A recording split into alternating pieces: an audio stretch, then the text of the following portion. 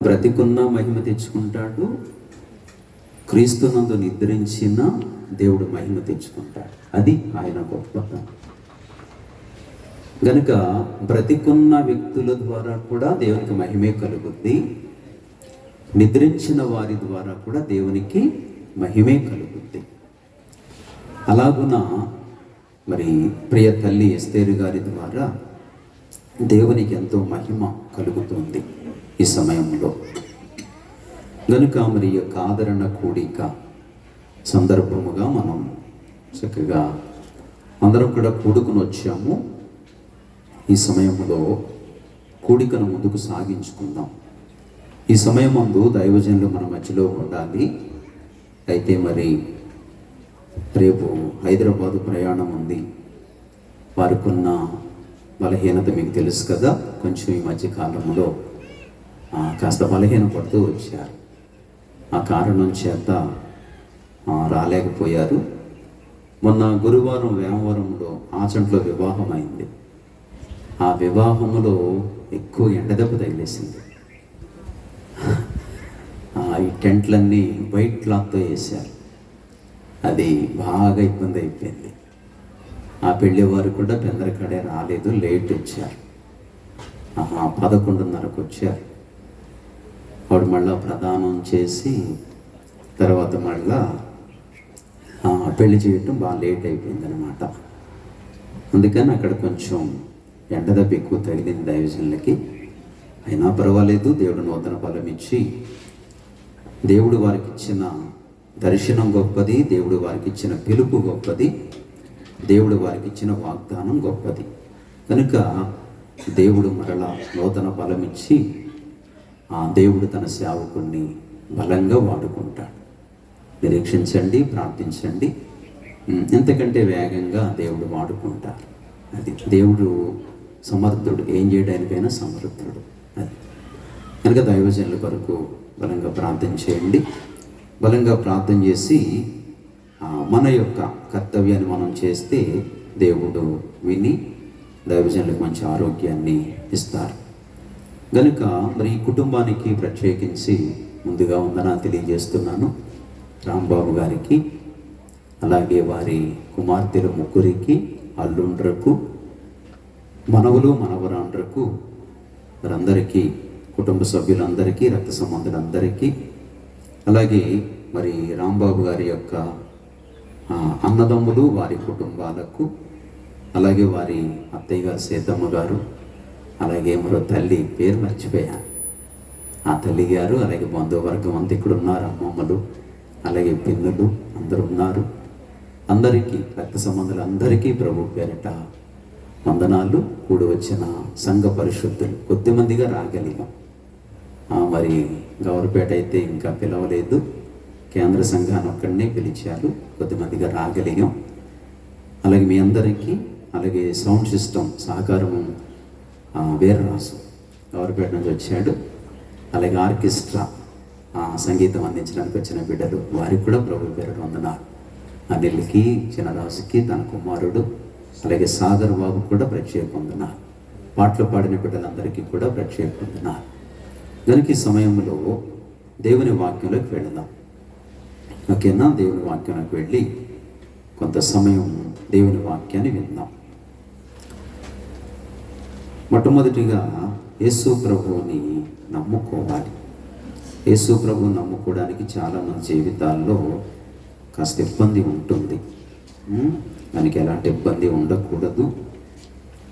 క్రైస్తవ్యాన్ని ఒక మతముగా చూడకూడదు. ఒక మాట ఉంటుంది,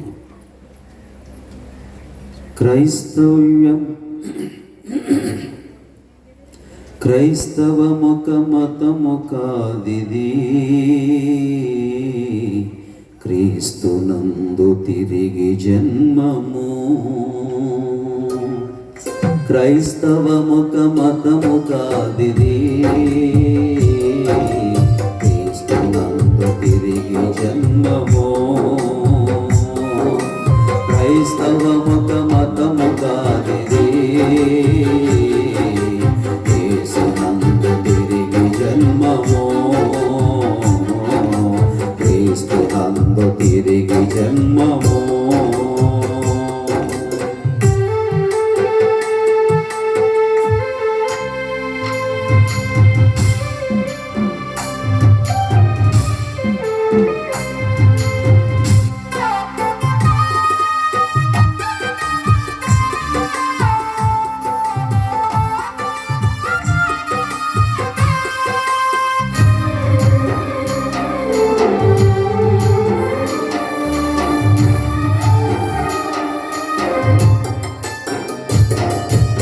ధరల తల్లి దానమొసగెనో, తన రక్తము ప్రతి జననములో.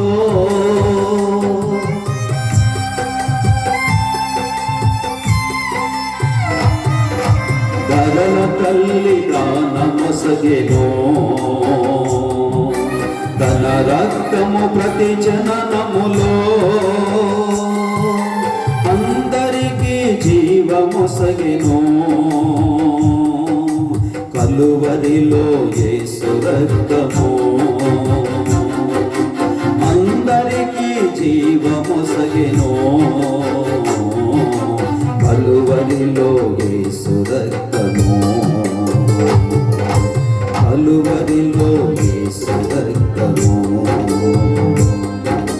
క్రైస్తవ మతము కాదిది, యేసునందు తిరిగి జన్మము. యేసునందు తిరిగి జన్మము.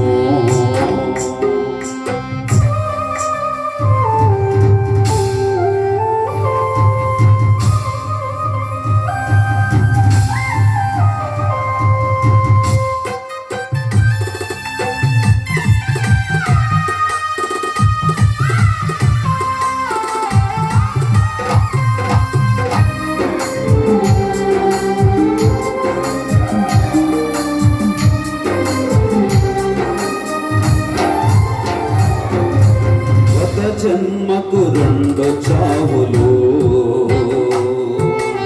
ఇరు జన్మలకొక్క మరణమే.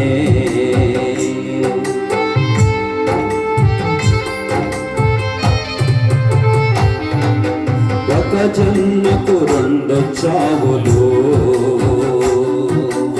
ఇరు జన్మలకొక్క మరణమే.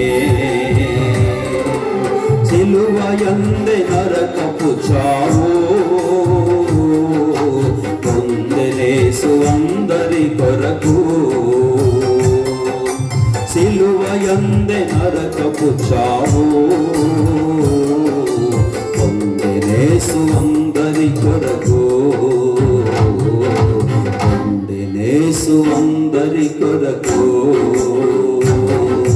క్రైస్తవ మతము కాదిది,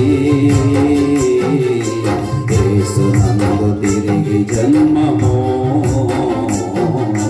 క్రీస్తునందు తిరిగి జన్మము.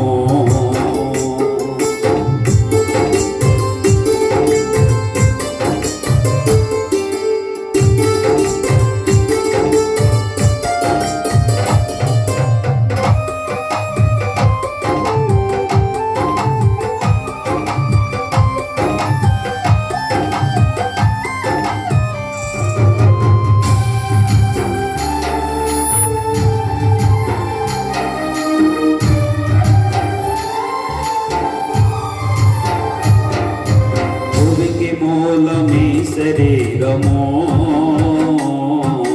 దివిని చేర ఆత్మ మూలము.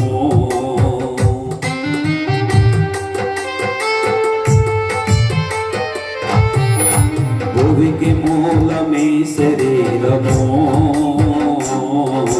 దివిని చేర ఆత్మ మూలము. మతము మార్గ జ్ఞానము వీడి, మరణ విజయుడేసు చేరుమా. మతము మార్గ జ్ఞానము వీడి, మరణ విజయుడేసు చేరుమా. మరణ విజయుడేసు చేరుమా. క్రైస్తవ మతము కాదిది, క్రీస్తు తిరిగి జన్మమో. క్రైస్తవముక మతము కాదిది, యేసునందు తిరిగి జన్మమో. క్రైస్తవముక మతము కాదిది, యేసునందు తిరిగి జన్మమో. క్రైస్తవముక మతము కాదిది, క్రీస్తునందు తిరిగి జన్మమో. క్రైస్తవ్యాన్ని మతంగా చూడకూడదు. అందరం కూడా గుర్తించవలసిన విషయం ఏంటంటే, మొట్టమొదట క్రైస్తవ్యాన్ని మతముగా చూడకూడదు. క్రైస్తవ్యం మతము కాదు, మార్గం. ఇది ఒక మార్గం. ఎక్కడికంటే నిత్య జీవానికి మార్గం. అందుకు ఇందులో భక్తుడు రాశాడు, భూమికి మూలం ఈ శరీరము, దివిని చేర ఆత్మ మూలము. ఆయన ద్వారానే పరలోకం చేరుకోగలుగుతాం. అందుకే ఈ పాట రాశాడండి. ఓకేనా, మంచిది. ప్రభునందు ప్రియులారా, కొంచెం తగ్గించిన కొద్దిగా దేవుని వాక్యంలోకి వెళదాము. మరి కొంత సమయం దేవుని వాక్యాన్ని జ్ఞాపకం చేసుకుందాం. మరి ఎండది ఎక్కువగా ఉన్నా కొంత సమయం వాక్యాన్ని జ్ఞాపకం చేసుకుందాం. దేవుని వాక్యము మనందరితో మాట్లాడులాగున ఒక చిన్న మాట ప్రార్థన చేసుకుందాం. మన ఫ్యాన్ కొంచెం డిస్టర్బ్ లేకుండా. ముందుగా యోగ గ్రంథము పునాది వాక్యంగా యోగ గ్రంథం ఒక మాటను జ్ఞాపకం చేసుకుందాం.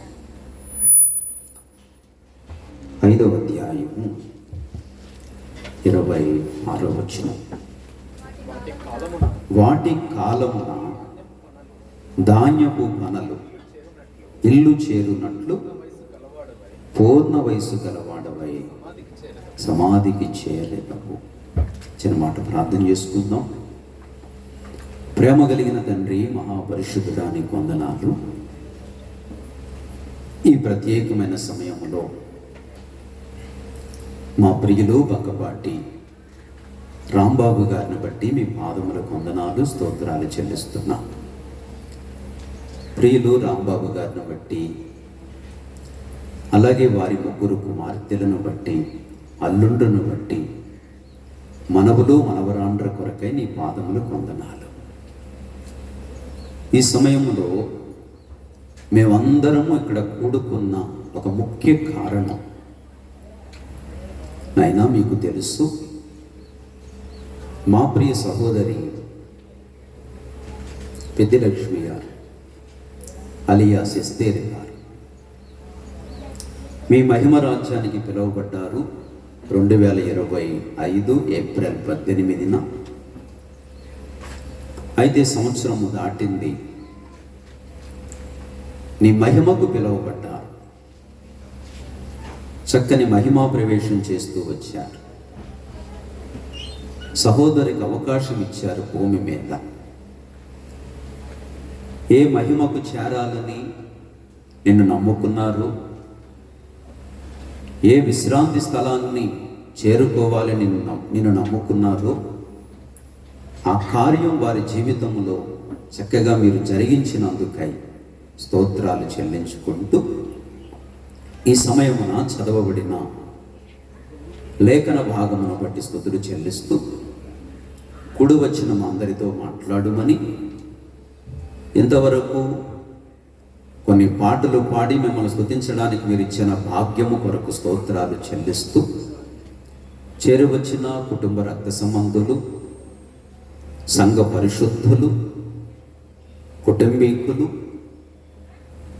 కూడి ఉన్న వారందరినీ మీ చేతులకు అప్పగిస్తూ, మీ సన్నిధి మాతో ఉంచి, నీ ప్రసన్నత మాతో ఉంచి మా అందరితో మాట్లాడుమని కోరుతూ ప్రార్థిస్తూ, ఎండ తీవ్రత, ఎండ ప్రభావం ఏమాత్రం మా మీద లేకుండా సహాయం చేసి కొంత సమయం వాక్యంలో కృప దయచేయమని యేసు ప్రభు పరిశుద్ధ నామములో ప్రార్థించి అడిగి వేడుతున్నాము తండ్రి.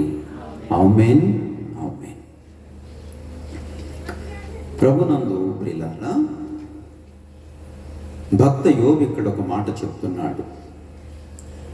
వాటి కాలమున ధాన్యపు పనులు ఇల్లు చేరునట్లు. అది ధాన్యం పనులు ఎప్పుడు వస్తాయి?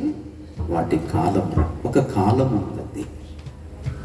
ఆ కాలమున ధాన్యపు పనులు ఎక్కడికి చేరతాయంటే ఇంటికి చేరతాయి. అది దేవుడు మనల్ని దేంతో పోల్చాడంటే పనులతో పోల్చాడు. అది ఎందుకు పనులతో పోల్చాడు అంటే సంఘము ఒక వ్యవసాయం, పొలం. సంఘము ఒక పొలము, సంఘము ఒక వ్యవసాయం. గనుక మనలను పనులతో పోల్చి ఈ మంచి మాట ఇక్కడ రాస్తూ వచ్చాడు. ఎంత మంచి మాట అంటే, వాటి కాలమున ధాన్యపు పనులు ఇల్లు చేరునట్లు. అది మన ప్రియ సహోదరి మరి ఎస్తేరు గారు లేక పెద్దిలక్ష్మి గారు ఎక్కడికి చేరిపోయారంటే ఆమె ఇంటికి చేరిపోయారండి. ఇక్కడ ఇల్లు కట్టుకున్నారు, మంచి ఇల్లు కట్టుకున్నారు ఇక్కడ. కానీ ఇల్లు వదిలి వెళ్ళిపోవలసి వచ్చింది. ఈ ఇల్లు స్థిరమైనది కాదు, కొంతకాలమే ఉన్నారు. కావలసినట్టుగా కట్టుకున్నారు, మంచిగా ఇల్లు కట్టుకున్నారు. అలాగే కట్టుకొని కొంతకాలం ఉండి తిరిగి మళ్ళా అసలైన ఇంటికి వెళ్ళిపోయారు, అసలైన ఇంటికి వెళ్ళిపోయారు. అది కనుక ఆ ఇంటికి వెళ్ళాలి. ఎప్పుడు వెళ్ళాలంటే వాటి కాలమున. అది ఏ కాలం అంటే వయసుతో నిమిత్తము లేదు. అది వయసుతో నిమిత్తము లేదు. అయితే అది ఏ కాలమని చెప్పుకోవాలంటే మనం అది మరణకాలము. అది మరణకాలం, లోకాన్ని విడిచిపెట్టే ఒక కాలం. అందుకని అక్కడ చక్కగా మాట్లాడుతూ వాటి కాలమున ధాన్యపు పనులు ఇల్లు చేరునట్లు పూర్ణ వయసు గలవాడవై నీవు సమాధికి చేరేటప్పు అని సహోదరుని చక్కగా మనం సమాధి చేశాం. ఆనాడు కొంతమంది సహోదరులు వచ్చాము, అలాగే సంఘ పరిశుద్ధులు, కుటుంబ రక్త సంబంధులు వచ్చి ఆ రోజు సాయంత్రం అయిపోయింది కదండి, చక్కగా తీసుకెళ్ళి అక్కడ సమాధి చేస్తూ వచ్చాము. అది ప్రతి వ్యక్తి కూడా సమాధి చేయబడాలి. సమాధి చేయబడకపోతే దేవుని వాక్యం అంటోంది, ప్రసంగి గ్రంథము, సమాధి చేయబడాలి. ఎందుకంటే ఈ విషయంలో ప్రతి ఒక్కరు కూడా శ్రద్ధ తీసుకోవాలి. ఏమండి, చక్కగా సమాధి చేయబడాలి. 6వ అధ్యాయము ప్రసంగి గ్రంథము 6వ అధ్యాయము 3వ వచనం. ఒకడు 100 మంది పిల్లలను కని దీర్ఘాయుష్మంతుడై చిరకాలము జీవించి నన్ను అతడు సుఖానుభవము నెరుగకయు తగిన రీతిని సమాధి చేయబడకయు ఉండిన ఎడల వాని గతి కంటే పడిపోయిన పిండము యొక్క గతి మేలని నేను అనుకొనుచున్నాను. ఎంత పెద్ద మాట ఉపయోగించాడో చూడండి, ఎంత పెద్ద మాట ఉపయోగించాడో చూడండి. గనుక ఇక్కడ చాలా ఉన్నతమైన మాట, మామూలు విషయమా? ఒకడు 100 మంది పిల్లలను కని దీర్ఘాయుష్మంతుడై. ఎంతమందినంట? మరి మనకి ఎంతమంది పిల్లలు ఉన్నారు? ఒకళ్ళిద్దరితోనే ఆగలేకపోతున్నారు. కొంచెం దింపునాను, ఫ్యాన్ ఫ్యాన్ నాకు బాగా పైకి వెళ్ళిపోతుంది. ఏమండి, 100 మందిని పిల్లలను కానీ మనకు ఒకళ్ళిద్దరు ఉంటేనే కష్టమైపోతుంది. అప్పుడప్పుడు ఫోన్ చేసి ప్రియులు మాట్లాడతారు, మాస్టర్ గారు అనవసరంగా పెళ్లి చేసుకున్నాను, నేను అనవసరంగా పెళ్లి చేసుకున్నాను, వీడితో ఏగలేకపోతున్నాను, వాళ్ళతో ఏగలేకపోతున్నాను, అన్నితో ఏగలేకపోతున్నాను అని అంటారు. సముద్రానన్నా ఎదవచ్చు అంటే కానీ సంసారాన్ని కాదు కాదు, అది కరెక్ట్ కాదు. కుటుంబం అనేది చక్కని భాగ్యం దేవుడిచ్చాడు. అది లోకనానుడు, లోక సంబంధం. కుటుంబం అనేది అనేక అనుభవాలతో, అనేక కష్ట సుఖాలతో, అనేకమైన అనుభవాలతో కుటుంబం కలిగి ఉండటమే దేవుడిచ్చిన బాధ్యత. అది ఇప్పుడు సముద్రాన్ని ఎదగలమని సముద్రంలో పడ్డామనుకో, మునిగి చేస్తాం. అదే కుటుంబంలో ఒకప్పుడు కాదు ఒకప్పుడున్న లేవచ్చు, ఆదరిస్తారు. అది ఈ కుటుంబానికి 3 కుమార్తెలు ఇచ్చాడు. తెలుసు కదా వాళ్ళందరూ మీకు. పెద్ద కుమార్తె మాధవి, చిన్న కుమార్తె లక్ష్మి హైదరాబాద్లో ఉంటారు. 3వ కుమార్తె శిరీష. ఆ బాధ్యత కూడా నెరవేర్చి వెళ్ళిపోయారు. అది 3 కూతుళ్ళు, 3 అల్లుండ్రు. పెద్దలుడి గారేమో గౌరపేట సభ్యులు వెంకటేశ్వరరావు గారు. రాంప్రసాద్, రాజేంద్ర ప్రసాద్ గారేమో హైదరాబాద్లో ఉంటారు. 3వ అల్లుడు గారు అశోక్ వైజాగ్లో ఉంటారు. వీళ్ళు మరి అల్లుళ్ళు కాదనే చెప్పాలి, ఎందుకంటే చూస్తున్నాం వెంకటేశ్వరరావు గారిని, రాంప్రసాద్ని, రాజేంద్ర ప్రసాద్ని, అశోక్ని చూస్తున్నాం. అయితే వీళ్ళందరికంటే మరి పెద్ద ఆయన కనుక ఎవరు? వెంకటేశ్వరరావు గారు. ఆయన విషయంలో బాగా మనం తెలుసున్న వ్యక్తులం కనుక ఆయన ప్రతి చిన్నదానికి పెద్దదానికి కూడా ఒక కొడుకులాగే కుటుంబానికి తోడుగా ఉంటాడు. అది ఈ కుటుంబం సాక్ష్యం ఇస్తోంది, అది ఇవ్వగలదు కూడా. అది మరి ఆడపిల్లలు పుట్టారు, నా కొడుకు లేడు అని ఎవరు అనుకోక్కల్లా. ఎందుకంటే అల్లుళ్ళే కొడుకులు కావాలి. అది కుటుంబాలకు అల్లుళ్ళే కొడుకులు కావాలి. కనుక దేవుడు ఎవరినిస్తే వాళ్ళని అంగీకరించాలి, వాళ్ళని పెంచుకోవాలి. నాకు కొడుకుంటే అలా ఉండు కదా, ఇలా ఉండు కాదు. ఎందుకంటే అల్లుళ్ళు కూడా కొడుకులై అలా జీవించాలి. ఈ 3 అలాంటి వ్యక్తులే. ప్రతి చిన్నది కూడా బాధ్యత తీసుకొని ఒక కొడుకులాగా, మరి రాంబాబు గారు కూడా అలాగే చక్కని ప్రేమతో ఉంటారు. చక్కగా ఏదొచ్చినా కలిసి ఒక యూనిటీగా కుటుంబం అంతా కూడా దాన్ని సాల్వ్ చేసుకుంటారు. అన్ని విషయాల్లో చక్కగా ముందుకు సాగుతారు. కనుక ఈ సాక్ష్యం పలకగలను మీ అందరి ఎదుట. ఎందుకంటే కొంతకాలంగా, కొన్ని సంవత్సరాలుగా ఈ కుటుంబాన్ని చూస్తున్నాం కనుక. వీళ్ళు సంఘ పరిశుద్ధుల కంటే ముందు బంధువులు కూడా వీళ్ళు. అది కనుక మరి ఆ విధంగా ఏమండి ఇక్కడ చెప్పినట్లుగా ఒకడు 100 మంది పిల్లలను కని దీర్ఘాయుష్మంతుడై చిరకాలము జీవించినను అతడు సుఖానుభవము ఎరుగక తగిన రీతిని సమాధి చేయబడాలి. అందుకే మనం చివరిలో కూడా దైవజనులు వదలరు. ప్రభువు నమ్ముకున్న వ్యక్తుల్ని ఏం చేయాలంటే సమాధి చేయాలి, సమాధి చేయబడాలి. అది అక్కడ పట్టు వదిలేయకూడదు. అక్కడ పట్టు వదిలేసి ఆ శరీరం అంటే చచ్చిపోయికి ఏమవుతుందండి, ఏదో ఒకటి కాల్చినా పర్లేదు, పూజ చేసినా ఏదో చేసినా పర్లేదు కాదు. వాక్యం చెప్తోంది సరైన రీతిగా సమాధి చేయబడాలి.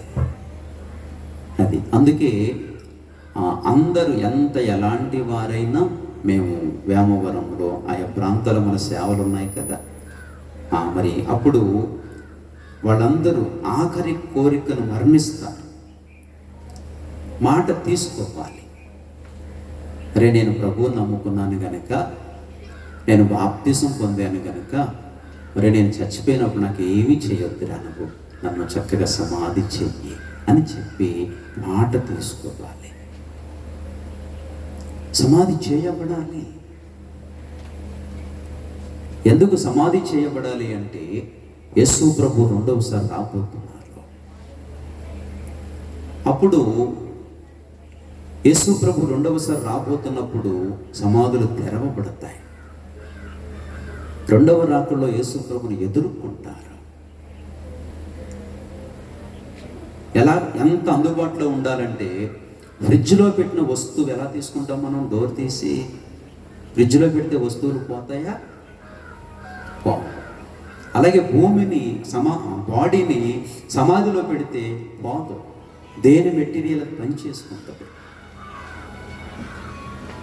శరీరం పంచభూతాల్లోంచి వచ్చింది కాబట్టి పంచభూతములలో అన్ని కలిపేసుకుంటుంది. ఇప్పుడంటే ఫ్రిడ్జ్లు కనిపెట్టారు, యేసయ్య ఎప్పుడో కనిపెట్టాడు. అది యూనివర్సల్ ఫ్రిడ్జ్. అది యూనివర్సల్ ఫ్రిడ్జ్. దేని మెటీరియల్ అందులో పనిచేసుకుంటుంది. యేసు ప్రభు రాగానే తిరిగి మళ్ళా మహిమతో నింపబడతాయి. అదే చక్కగా సమాధి చేయబడాలి. అలాగున మనం మన పిల్లల దగ్గర, పెద్దల దగ్గర మాట తీసుకోవాలి. నేనేమీ కోరట్లేదురా, నా ఆఖరి కోరికది, నన్ను చక్కగా సమాధి చెయ్యి అని మాట తీసుకోవాలి. అప్పుడు వాళ్ళు మా అమ్మ మా ఆఖరి మాటిది, లేకపోతే మా నాన్న ఆఖరి మాటిది అని తీరుస్తారు. సమాధి చక్కగా చేయబడాలి. కాబట్టి చక్కగా సమాధి చేయబడకపోతే అక్కడ అన్నాడు, ఏమన్నాడంటే, సమాధి చేయబడకయు నుండిన ఎడల వాని గతి కంటే పడిపోయిన పిండము యొక్క గతి మేలని నేను అనుకొనుచున్నాను. అదే పిండము పడిపోతే మనం దేనికి బాధపడతాం? అయ్యయ్యో నెలలు నిండుకున్నానే పిండం పడిపోయింది, బాధపడుతూ ఉంటాం. మన ఆలోచనకి దేవుని ఆలోచనకి చాలా తేడా. మన దృష్టికి దేవుని దృష్టికి చాలా తేడా. మనమేమో దాని వరకు బాధపడుతుంటాం, అని దేవుడు అంటాడు, ఇది కాదు, అసలైన విషయం ఇది కాదు. నీవు చక్కగా భద్రముగా సమాధి చేయబడాలి. అది చక్కగా సమాధి చేయబడాలి. ప్రార్థన చేసుకోవాలి. ప్రభువా, నా అంతం ఎట్లున్నదో నాకు తెలిపి చక్కగా నన్ను సమాధి యొద్దకు చక్కగా నడిపించు తండ్రి. ప్రభువుని వేడుకోవాలి. మంచి మరణాన్ని కోరుకోవాలి. ఏమండి? మంచి మరణాన్ని కోరుకోవాలి. ప్రతి వ్యక్తి జీవితంలో మరణం ఒక భాగం. మరణించకుండా ఈ లోకాన్ని ఎవ్వరూ విడిచిపెట్టలేరు. అది ఒక మంచి అనుభవం. అది ఒక మంచి అనుభవం కనుక దాని కొరకు కూడా చక్కగా ప్రార్థన చేసుకోవాలి. చాలామందికి మరణం అనే మాట అంటేనే భయం. అర్ధరాత్రి ఫోన్ చేసేటప్పుడు ఫోన్ ఏ వినాలో అని చాలా భయపడిపోతుంటారు చాలామంది. క్రైస్తవుడు చావుకి భయపడనక్కర్లేదు. క్రైస్తవుడు మరణానికి అస్సలు భయపడనక్కర్లేదు. క్రైస్తవ జీవితంలో మరణం అంటే ఒక వరము. అది పెద్దలక్ష్మి గారు మనకంటే ముందెళ్ళారు, అంతే తప్ప వారు తప్పేం చేయలా. కొంత బాధ ఉండొచ్చు రాంబాబు గారికి, ఎందుకంటే కొన్ని సంవత్సరాలు కలిసి ఉన్నారు, ఎన్నో బాధ్యతలు పంచుకున్నారు, కష్ట సుఖాలలో, వ్యాధి బాధల్లో, ఎన్నో పరిస్థితుల్లో. కుటుంబం తెలియందేముంది, అన్ని పరిస్థితులలో చక్కగా కుటుంబాన్ని మరి నడిపించుకుంటూ బిడ్డలకు చక్కని భవిష్యత్తులు ఇచ్చి వివాహాలు చేసి, అన్ని పరిస్థితులు రోజు ఒకలాగా ఉండవు కదండి. ఎన్నో వ్యాధులు ఉంటాయి, బాధలు ఉంటాయి, ఆర్థిక స్థితులు ఉంటాయి, ఎన్నో నష్టాలు ఉంటాయి. వెంకటేశ్వర గారు అంటే ఈ ఇద్దరు అల్లుడు నాకు అంత పరిచయం లేదు, కానీ వెంకటేశ్వర గారు బాగా పరిచయం కాబట్టి వారి అత్తయ్య గారి గురించి బాగా సాక్ష్యం ఇస్తారు. మా అత్తయ్య గారు చాలా మంచి ఆవిడండి. అదే వాస్తవంగా అల్లుళ్ళు అతను ఒప్పుకోరు. ఎందుకని? వాస్తవంగా అల్లుళ్ళు అతను ఒప్పుకోరు. ఎంత పెట్టినా ఏం పెట్టలేదు అంటారు. కానీ వెంకటేశ్వర గారు అలా ఇప్పుడు అనలేదు. మా అత్తయ్య గారు చాలా మంచిదండి. నిజం, ఆ సాక్ష్యం పలికారు ఆయన. మంచి సాక్ష్యం ఇచ్చారు. మా అత్తయ్య గారు చాలా మంచి ఆవిడండి. అలాగే ఆవిడ మంచి ప్రార్థనా పరురాలు కూడా. మంచి ఆత్మీయురాలు కూడా. అలాంటి సాక్ష్యం పొందుకోవాలి.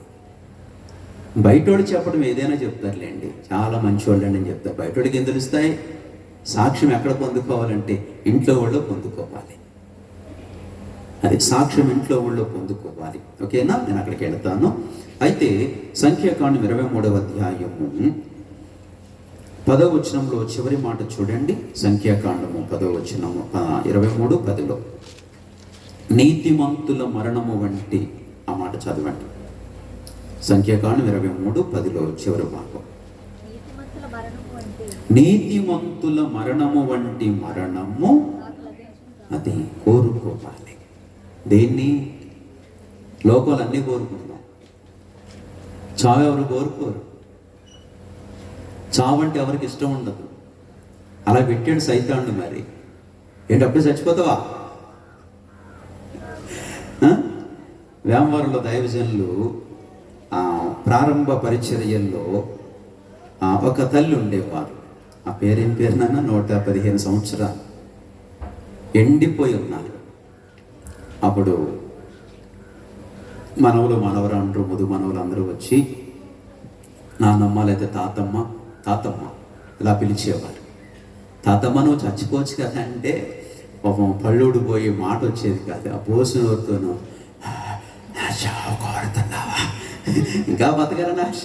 115 సంవత్సరాలలో కూడా ఇంకా బ్రతకాలని ఆశ. ఎవరికి చచ్చిపోవాలని ఉండదు.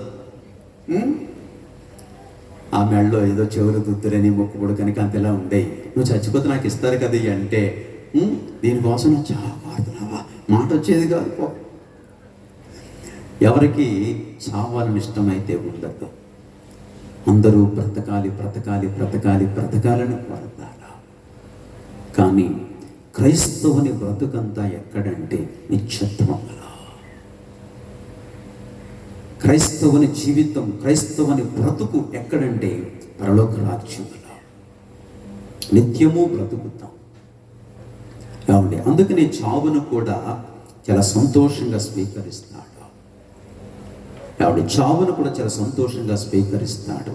అందుకని ఇక్కడ భక్తుడు కోరతాడు, నీతిమంతుని మరణము వంటి మరణము నాకు కలుగును గాక, నాకు వచ్చును గాక. అది నీతిమంతుల మరణం. అలాంటి నీతిమంతుల మరణాన్ని మనం సంపాదించుకోవాలి. కనుక మరణానికి ఎవ్వరూ భయపడకూడదు. లోకం చాలా చిన్నదండి. అసలైన జీవితం అక్కడ ఉంది. అసలైన జీవితం అక్కడ ఉంది. ఏమండి, అందుకని ఒక భక్తుడు డిఎల్ మోడీ అంటాడు, ఏమండి అక్కడ ఏమంటాడంటే, మరణమా నీవెంత మధురము. మరణం మధురమేమిటి? పాయసం మధురంగా ఉంటుంది, మంచి బూర్లు మధురంగా ఉంటాయి, మంచి బిర్యానీ మధురంగా ఉంటుంది. మరణం మధురమేమిటి? మరణము లోకానికి చేదు గాని క్రైస్తవునికి మధురమే. ఎందుకు మధురము అంటాడు డిఎల్ మోడీ, మరణమా నీవెంత మధురము అని. ఆ దినము, ఏ దినము? ఆ మరణ దినము నా పట్టాభిషేక దినము అంటాడు. పరలోకములో ఆ వ్యక్తిని దేవుడు ఏం చేస్తున్నాడంటే పట్టాభిషిక్తుని చేస్తున్నాడు. బిడ్డా, నా దగ్గరకు వచ్చేసావు, నీవిక మరణము లేని చోటుకు వచ్చేసావు. నేను రాజుని గనుక నువ్వు నా కొడుకువి, నువ్వు ఒక యువరాజువి, పరిపాలించు, పట్టాభిషేకం చేస్తాడండి. అందుకే దానియేలు అన్నాడు, దేవుని పరిశుద్ధులు ఆ రాజ్యమును యుగ యుగములు యుగ యుగాంతములు ఏలుదురు అన్నాడండి. కనుక మరణ దినాన్ని మనం ప్రేమించాలి, మరణ దినాన్ని కోరుకోవాలి. మంచి మరణము నాకు ఇవ్వు స్వామి, మంచి మరణం. అలాగే నీతిమంతుల మరణం. ఎలా చచ్చిపోవాలి తెలుసా? నీతిమంతులుగా చచ్చిపోవాలి. అమ్మయ్య చచ్చిపోయిందిరా బాబా, బ్రతికున్నంతసేపు నరకం చూపించేసింది, బ్రతికున్నంతసేపు చుక్కలు చూపించేశాడు అనిపించుకోకూడదు.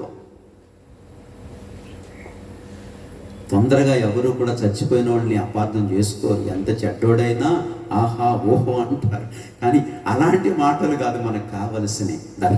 ఆ రియల్ లైఫ్ కావాలి, అది రియల్ లైఫ్ కావాలి. చచ్చిపోయిన తర్వాత అనుకోవడం ఎందుకులేండి అనే మాటలు కాదు మనకు కావలసినవి. ఏ మరణం కావాలంటే నీతిమంతుల మరణం కావాలి. నీతిమంతుల మరణం కావాలంటే మనకి ఏం కావాలి? మంచి సాక్ష్యం కావాలి, మంచి సాక్ష్యం కావాలి. అందుకే ప్రసంగి చెప్తాడు 7వ అధ్యాయం, ప్రసంగి గ్రంథంలో 7వ అధ్యాయంలో 1వ వచనం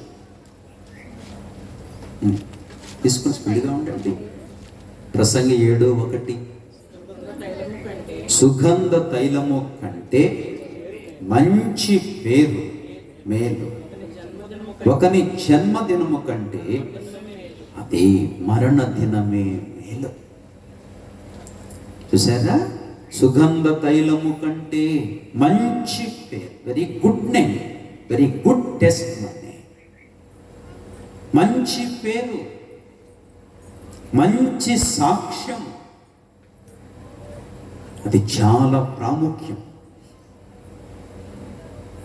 చావుకి బ్రతుక్కి ఉన్న మధ్య జీవితం. బ్రతుకుంది అంటే పుట్టాము, బ్రతికాము, బ్రతికిన తర్వాత ఒక వ్యక్తి చనిపోతాడు. చావుకి బ్రతుక్కి మధ్యలో ఉన్న కాలమే అది ఎలాంటిదై ఉండాలంటే అది ఒక మంచి కాలమై ఉండాలి, అది మంచి సాక్ష్యము తెచ్చిపెట్టేదిగా ఉండాలి. అది నేను అనుకుంటున్నాను. తల్లి పెద్దింట్లు గారు మంచి సాక్ష్యాన్ని తెచ్చుకున్నారు. చూడండి ఇక్కడ 13/10/2071 అది జననం, ఇది మరణం 18/4/2025. ఏమండి, ఈ జననానికి మరణానికి ఉన్న మధ్య కాలమే అదేం సంపాదించుకోవాలంటే మంచి సాక్ష్యం సంపాదించుకోవాలి. అందుకే నీతిమంతుల మరణము వంటి మరణము నాకు వచ్చునుగాక. క్రీస్తు ప్రభులో నీతిమంతుల్ని చేస్తాడు, క్రీస్తు ప్రభు పరిశుద్ధుల్ని చేస్తాడు, క్రీస్తు ప్రభు పవిత్రుల్ని చేస్తాడు. లోకంలో ఏం పోగొట్టుకున్నా పర్వాలేదు, నీతిని పోగొట్టుకోకూడదు. లోకంలో ఏం పోగొట్టుకున్నా పర్వాలేదు, సాక్ష్యాన్ని పోగొట్టుకోకూడదు. సాక్ష్యాన్ని పోగొట్టుకోకూడదు. సాక్ష్యం పోగొట్టుకుంటే మనిషి చచ్చిపోయినా బ్రతకడు. మంచి సాక్ష్యం ఉన్న వ్యక్తి చచ్చిపోయినా బ్రతికుంటాడు. ఎక్కడ? ప్రజలలో, ప్రజల గుండెల్లో, ప్రజల మనస్సుల్లో. చచ్చిపోయి బ్రతకాలి అంటే మంచి సాక్ష్యము కావాలి. అది అలాంటి సాక్ష్యాన్ని మనం ఎప్పుడైతే సంపాదించుకుంటామో అప్పుడు బ్రతికి ఉంటాం. అదే క్రైస్తవునికి సాక్ష్యం చాలా గొప్పది. ఎందుకంటే ఈ జీవితం చాలా చిన్న జీవితం కావండి. ఈ జీవితం చాలా చిన్న జీవితం కదా. ఈ చిన్న జీవితంలో కావండి ఎంత చిన్న జీవితం అంటే అక్కడ పాట, భక్తుడు పాట రాశాడు, చాలా మంచి పాట. కొంతసేపు కనబడి అంతలోనే మాయమయ్యే ఆవిరి వంటిది రాయి జీవితం, లోకాన కాదేది శాశ్వతం. కొంతసేపు కనబడి అంతలోనే మాయమయ్యే ఆవిరి వంటిది రాయి జీవితం, లోకాన కాదేది శాశ్వతం. చేసే నిజ దేవుడు నిత్య జీవమిస్తాడు, మరణమైన జీవమైన నిన్ను విడువడు. చేసే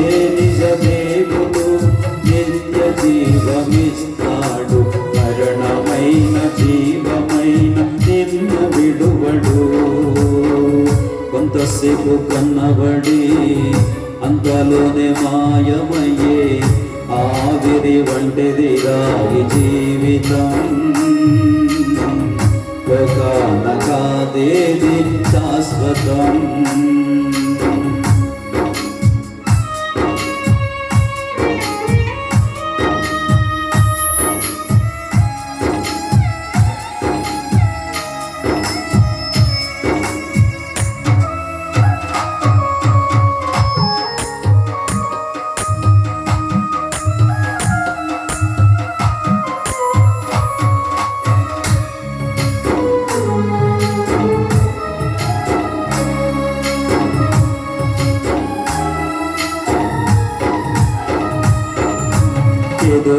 ఎదురవుతారెందరో మీ పయనంలో, నిలిచేది ఎందరో నీ అక్కరలో.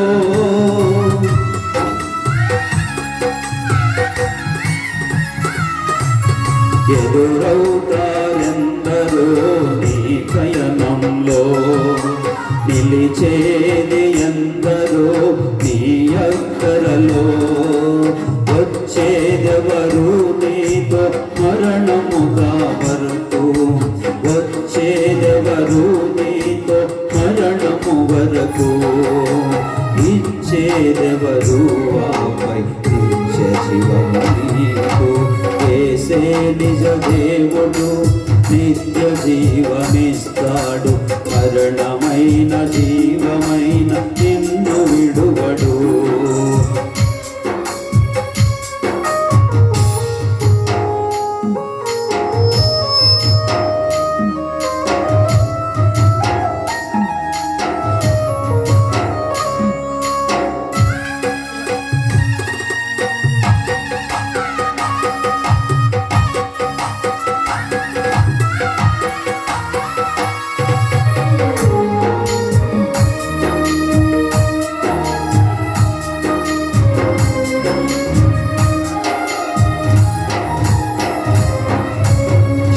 తోడ్చి సుఖము విడచి కష్టము నోచి, ఆస్తులు సంపాదించిన శాంతి ఉన్నదా.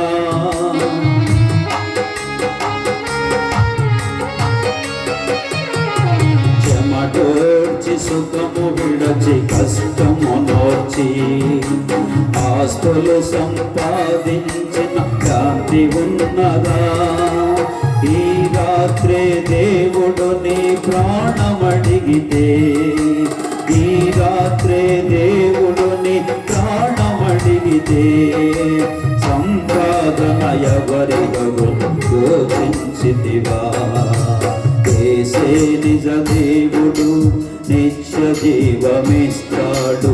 మరణమైన జీవమైన నిన్ను విడువడు. యేసే నిజ దేవుడు, నిత్య జీవమిస్తాడు. మరణమైన జీవమైన నిన్ను విడువడు.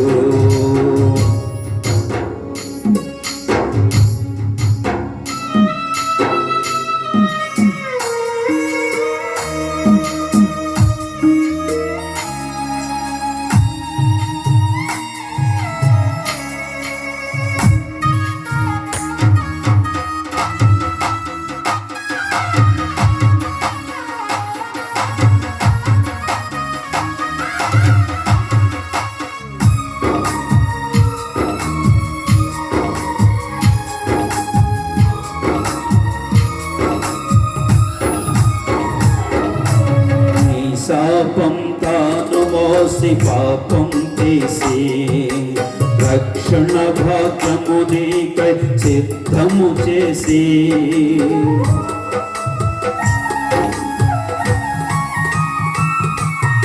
ఈ శాపం తాను మోసి పాపం తీసి, రక్షణ భాగ్యం నీకై సిద్ధము చేసి.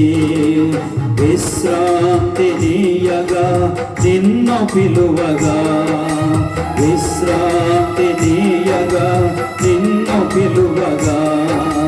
నిర్లక్ష్యము చేసిన తప్పించుకొందువా.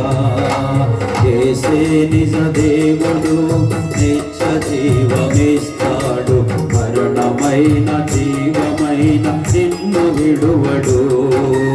యేసే నిజ దేవుడు, నిత్య జీవమిస్తాడు.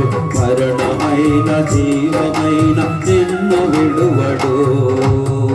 కొంతసేపు కన్నబడి అంతలోనే మాయమయ్యే ఆవిరి వంటిది రాయి జీవితం. లోకాన కాదేది శాశ్వతం. కొంతసేపు కన్నబడి అంతలోనే మాయమయ్యే ఆవిరి వంటిది రాయి జీవితం. లోకాన కాదేది శాశ్వతం. యేసే నిజ దేవుడు, నిత్య జీవమిస్తాడు. మరణమైన జీవమైన నిన్ను విడువడు. యేసే నిజ దేవుడు, నిత్య జీవమిస్తాడు. మరణమైన జీవమైన నిన్ను విడువడు. యేసు ప్రభు ఎవరంటే నిత్య జీవాన్ని ఇచ్చేవాడు. మరణమైన ఆయనలోనే, జీవమైన ఆయనలోనే. మన ప్రియ సహోదరి ఎస్తేరు గారి లేక పెద్దిలక్ష్మి గారి యొక్క మరణం ఎవరిలో అంటే ప్రభువైన యేసు క్రీస్తులోనే. మంచి మరణం. మరణం అంటేనే మంచిది. అదే మనం పుట్టినరోజు బాగా చేసుకుంటాం, చావేమో కీడు అనుకుంటాం. కానీ కాదు, క్రైస్తవుడు ఎరగాలి. అందుకే ఇక్కడ చెప్పాడు, ఒకరి జన్మదినము కంటే. ఎందుకు? జన్మదినములో పసిపిల్లవాడు, ఏమీ తెలియదు. అది బట్టల్లోనే 1, 2, చంకలో ఉండగానే, ఒళ్ళో ఉండగానే, పాలు త్రాగుతూనే 1, 2 తెలియదు, జ్ఞానం తెలియదు. కానీ ఎదిగి పెద్దవాడైన తరువాత మరణానికి సమీపించే లోపుగా వాడు ఏమవుతాడంటే జ్ఞానము నేర్చుకుంటాడు, జ్ఞాన అభ్యాసము చేస్తాడు. నీతిమంతుడు అవడానికి అవకాశం ఉంది, జ్ఞానవంతుడు అవడానికి అవకాశం ఉంది. ప్రభు అవకాశం ఇస్తాడు, ద్వారాలు తెరుస్తాడు. అలాగే మనందరి జీవితాల్లో దేవుడు ద్వారాలు తెరిచాడు. యేసు ప్రభు నమ్ముకోవడానికి దేవుడు ద్వారములు తెరిచాడు. అది కనుక అందుకని ఒకని జన్మదినము కంటే ఒకని మరణ దినమే మేలు మేలు. కనుక ఇక్కడ సుగంధ తైలము కంటే మంచి పేరు, అది మంచి పేరు. తల్లి సమాధి కార్యక్రమంలో ఇదంతా కూడా ఆమెతో వచ్చేసారు. సమాధి చేస్తుంటుంటే అక్కడ అనుకుంటున్నారు, ఈ ఊరు వారు ఎవరో మాకు తెలియదు కదా, మరి మనది ఈ ఊరు కాదు కదా. అక్కడ వాళ్ళందరూ మంచి సాక్ష్యం చెప్పుకుంటున్నారు. అది మంచి సాక్ష్యము గల వ్యక్తి చనిపోయినా బ్రతుకుతాడండి. మంచి సాక్ష్యం.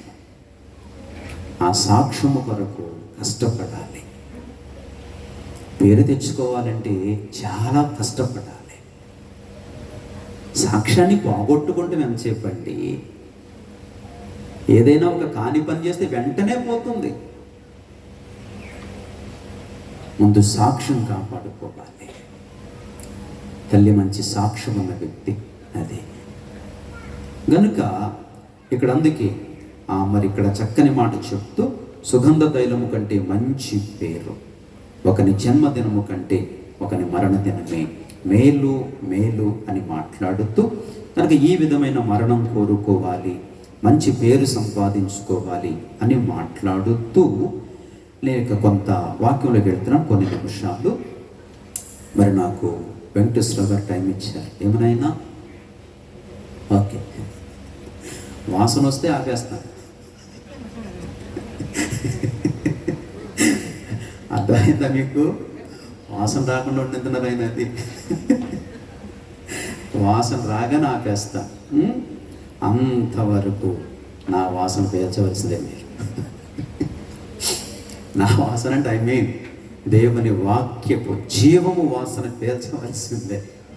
అదే కనుక మొదటి దశలోనికి రాసిన పత్రిక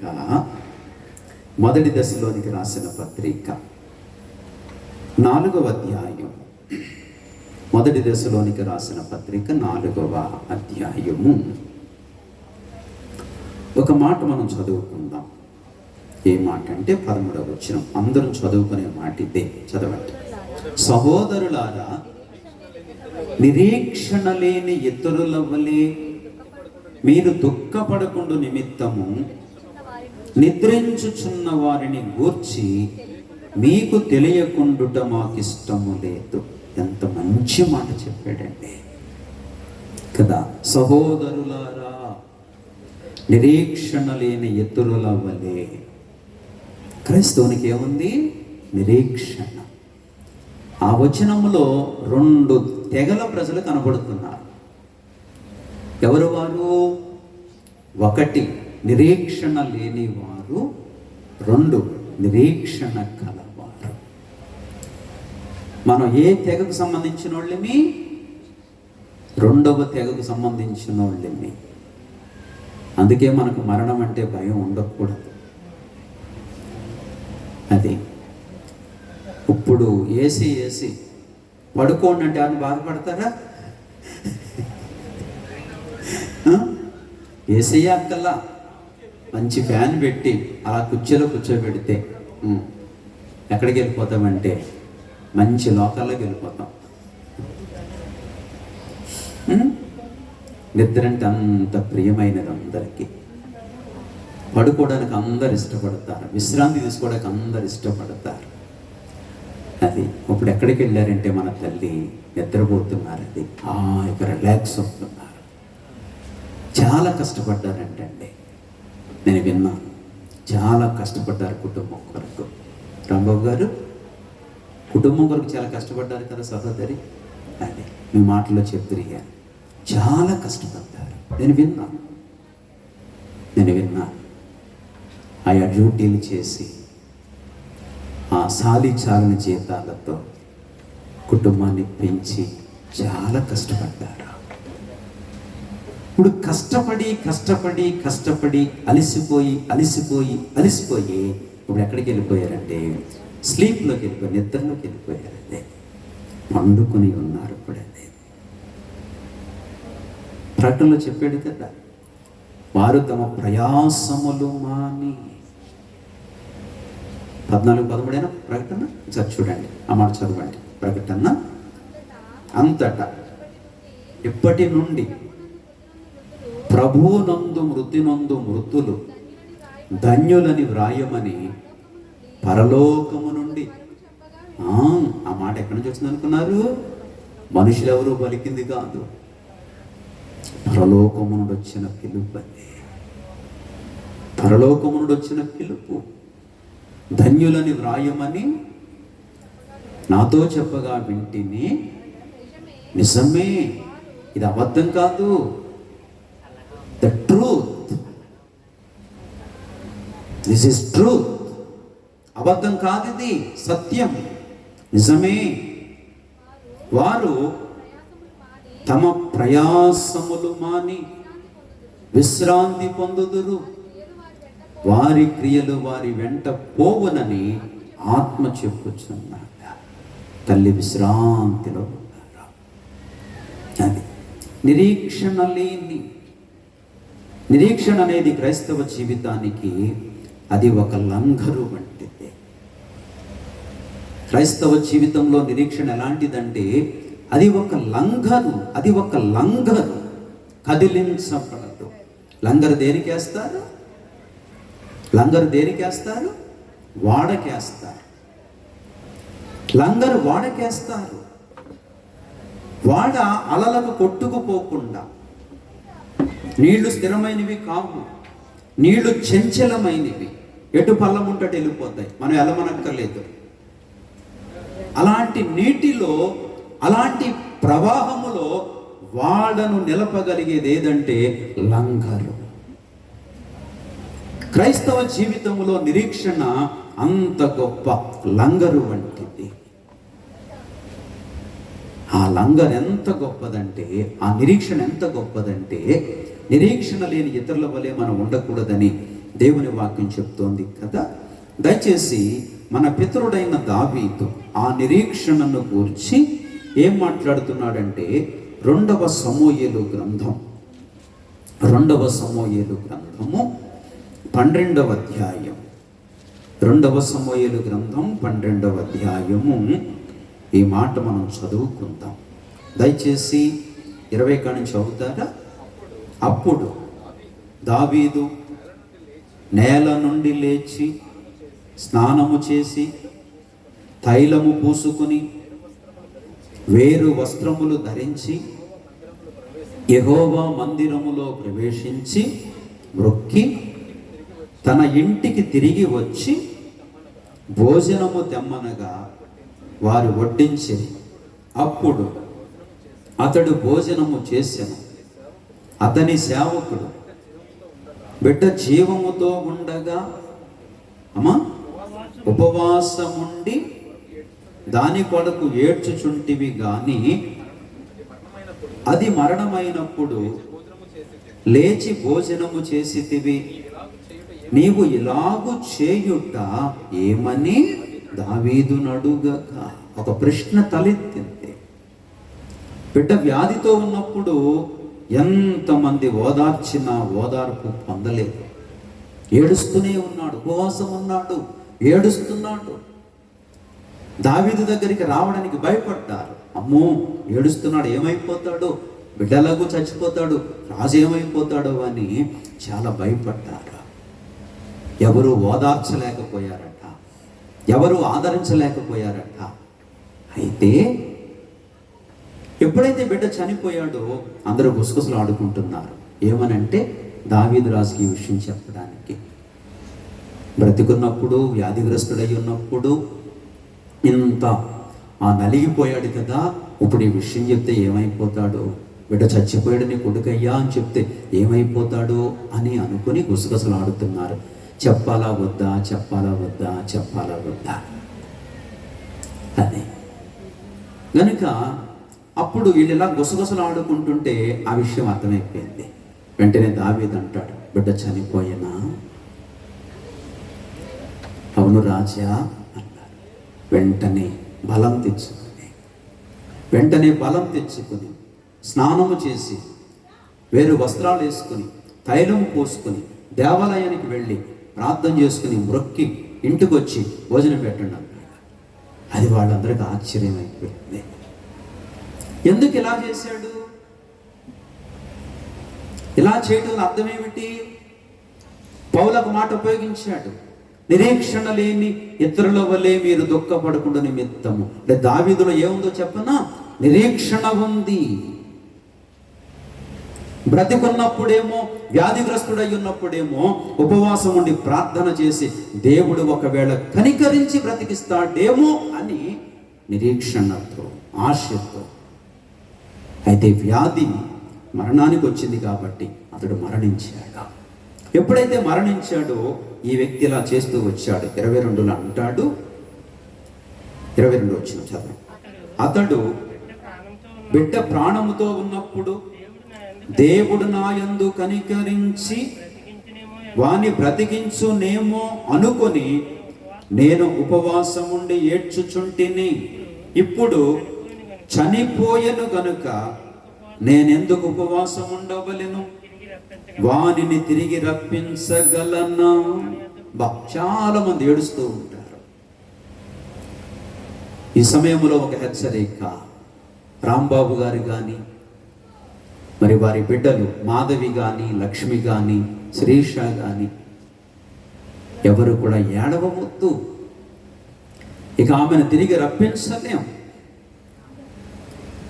ఒకవేళ భర్త రాంబాబు గారు వెళ్ళిపోయావు, నా దగ్గరికి వచ్చాయంటే ఆవిడ అనుకుంటుంది అక్కడి నుంచి, ఏమండి నన్ను పిలవకండి, మళ్ళా మా ఆయలోకలోకి పిలవకండి, ఆ ఇబ్బంది ఆ కష్టంలోకి పిలవకండి, ఇక్కడ నేను నెమ్మది కలిగి ఉన్నాను, విశ్రాంతి కలిగి ఉన్నాను. పుల్లమ్మ గారు, ఇక్కడ నేను విశ్రాంతి కలిగి ఉన్నాను, పిలవకండి అని అంటది ఆవిడ. ఒకవేళ ముగ్గురు కూతుళ్ళు, అమ్మ వచ్చే నువ్వు, లేకపోతే నాకేమి ఇది అవ్వట్లేదు, అమ్మా నువ్వు వచ్చాయి, అమ్మా నువ్వు వచ్చాయి, అమ్మా నువ్వు వచ్చాయి అంటే అంటారు. పెచ్చోళ్ళారు, నన్ను ఎందుకు కేకేస్తున్నారు?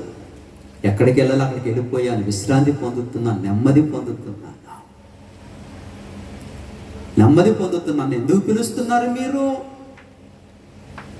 అదే కనుక ఇక్కడ అందుకే దావీదు ఈ మాట చెప్తూ వచ్చాడు. ఏమనంటే అక్కడ అన్నాడు కదా, చదవట్రా, అతడు ఇప్పుడు చనిపోయాను గనుక నేనెందుకు ఉపవాసము చేయుదును, వానిని తిరిగి రప్పించగలనా, నేను వాని యొద్దకు పోవుదును గాని వాడు నా యొద్దకు మరలా రాడని అది వారితో చెప్పాను. చూసారు ఎంత అద్భుతమైన మాట చెప్పాడు. మనమే అక్కడికి వెళతాం. అయితే మనకంటే ముందు సహోదరి వెళ్ళారు, మన ప్రియ సహోదరి వెళ్ళారు మనకంటే ముందు. తర్వాత ఒకనాడు మనం వెళతాం. అంతేగాని ఇక అక్కడికి వెళ్ళిన వ్యక్తి ఇక్కడికి రాదు. అందుకని జీవితం చాలా విలువైనది. దేవుని రాజ్యానికి చక్కగా నడిపించుకోవాలి, మారు మనసు పొందాలి, పాపక్షమాపణ పొందాలి, యేసుక్రీస్తు ప్రభు ఎవరో అని స్పష్టంగా తెలుసుకోవాలి. ఈ జీవితం చాలా విలువైనది. ఈ జీవితాన్ని మనం అంత అల్పంగా గడిపేస్తున్నామంటే ప్రభునందు ప్రియులారా, ఒక పాట ఉంది కదా, ఈ జీవితం విలువైనది నరులారా రండని సెలవైనది. ఈ జీవితం విలువైనది నరులారా రండని సెలవైనది, దేవుని సెలవైనది.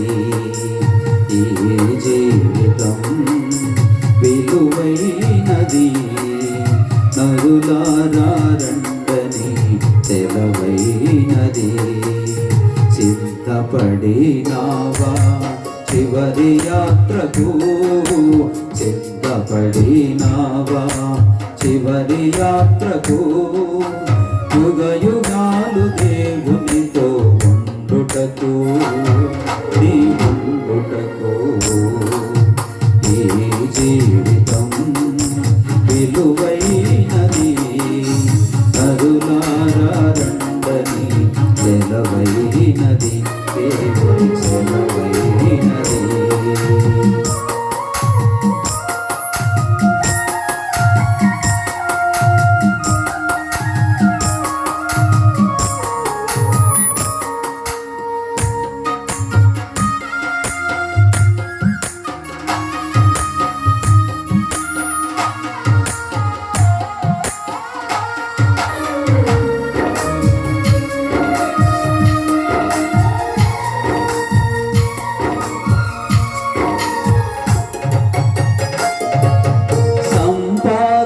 కోసమే పుట్టలేదు నీవు, పోయేటప్పుడు ఏది పట్టుకొని పోవు.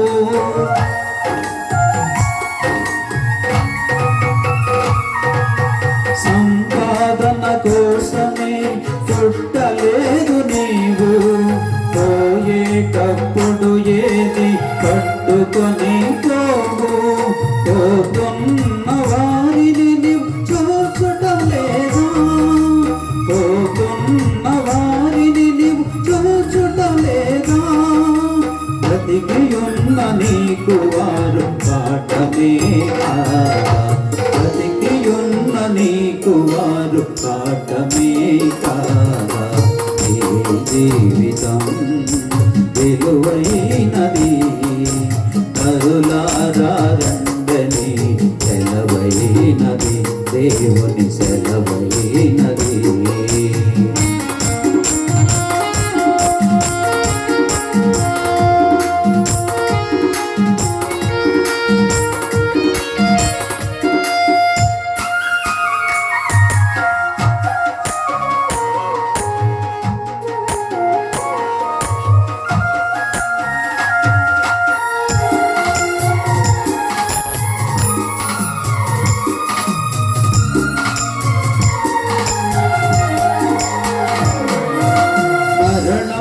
రుచి చూడక బ్రతికే నరుడెవడు, కలకాలమి లోకంలో ఉండే స్థిరుడెవడు.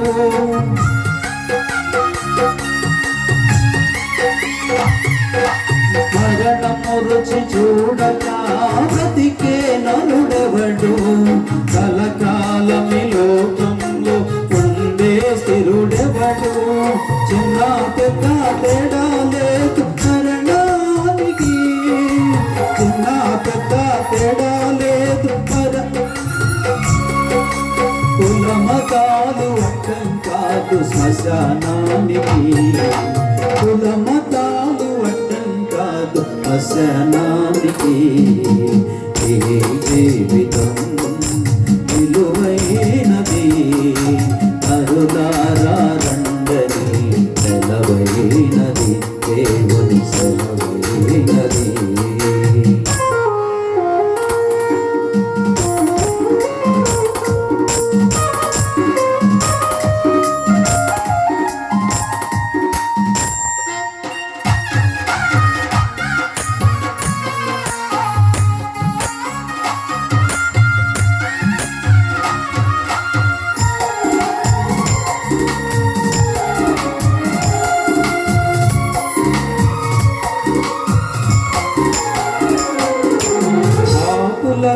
చోటు లేదు పరలోకమునందు, అందుకే మార్పునందు మరణానికి ముందు.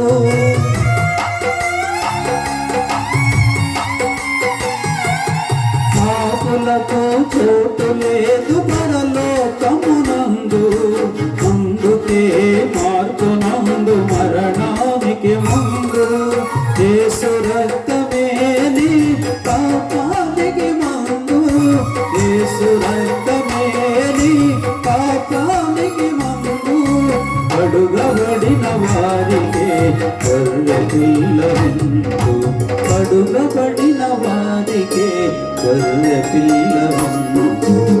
ఈ జీవితం విలువైనది, అరులారా రండని సెలవైనది.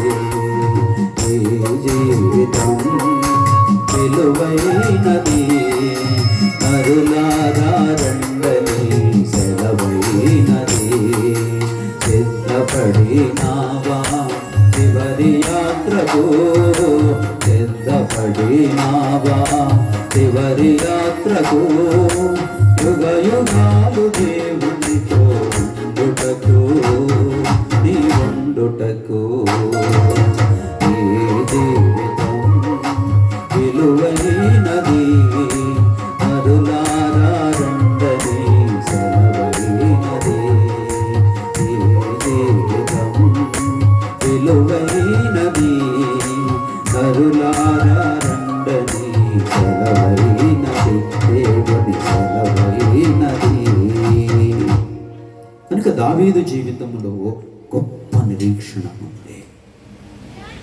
ఆ నిరీక్షణను బట్టి ఈరోజు మనకి ఎంత పాఠం నేర్పుతున్నాడంటే ప్రియులారా, చూసారు 22లో చెప్తున్నాడు, బిడ్డ ప్రాణముతో ఉన్నప్పుడు దేవుడు నా యందు కనికరించి వాని బ్రతికించునేమో అనుకొని నేను ఉపవాసం ఉండి ఏడ్చుచుంటిని.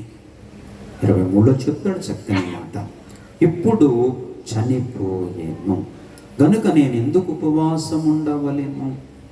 చాలామంది చనిపోయిన వారిని గూర్చి చాలా విచారం కలిగి ఉంటారు. అది మీకు విషయం తెలుసా, చనిపోయిన వాళ్ళు ఉంటారు, ఇక ఏడ్చి ఏడ్చి ఏడ్చి అలా చచ్చిపోయినాడు బోళ్ళ మంది ఉంటారు, అలా కుండా అయిపోయినాడు. మన వేంపడు ప్రకాష్ గారు వాళ్ళ నాన్నగారు సుబ్బారావు గారు హాస్పిటల్లో ఉన్న ప్రకాష్ గారిని చూడటానికి వచ్చి ఆయన చచ్చిపోయాడు.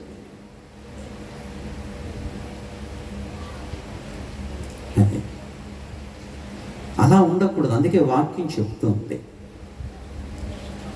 ఎవరి గురించి ఏడవాలో చెప్తుంది, ఎవరి గురించి ఏడవకూడదో చెప్తోంది, ఎప్పుడు ఏడవాలో ఎప్పుడు ఏడవకూడదో చెప్తోంది. అంటే దావీదు చెప్పలేదా సత్యం? బ్రతికుండగా రోగి అయి ఉండగా దేవుడు ఒకవేళ నా యందు కనికరము చూపి అని అప్పుడు ఏడవాలి. ఇక చనిపోయిన తర్వాత సీన్ మన చేతిలో లేదు. ఇక ధైర్యము తెచ్చుకోవాలి, నిబ్బరము తెచ్చుకోవాలి. పదే పదే చనిపోయిన వారిని జ్ఞాపకం చేసుకుని చాలా మంది క్షీణించిపోతూ ఉంటారు. అది వాస్తవం కాదు, అది కరెక్ట్ కాదు, అది కరెక్ట్ పాలసీ కాదది. దేవుని పిలుపయింది, దేవుని సెలవయ్యింది, వెళ్ళిపోయింది. ఇక వాళ్ళ జ్ఞాపకాల్లో బ్రతుకుతూ చాలాసార్లు ఎందుకు బ్రతుకుతున్నాను, ఆయన లేరు, ఎందుకు బతుకుతున్నాను, ఆమె లేరు, ఎందుకు బతుకుతున్నాను, వాడు లేడు, ఎందుకు బతుకుతున్నాను, ఇలా మాట్లాడుతుంటారు. లేదు లేదు, దేవుని ఆలోచనలను మనం సన్మానించటం లేదు. అలాంటప్పుడు ఒక వ్యక్తిని మహిమకు పిలవటం దేవుని చిత్తం. ఎవరెప్పుడు వెళ్ళాలో ముందు వెనుకలు,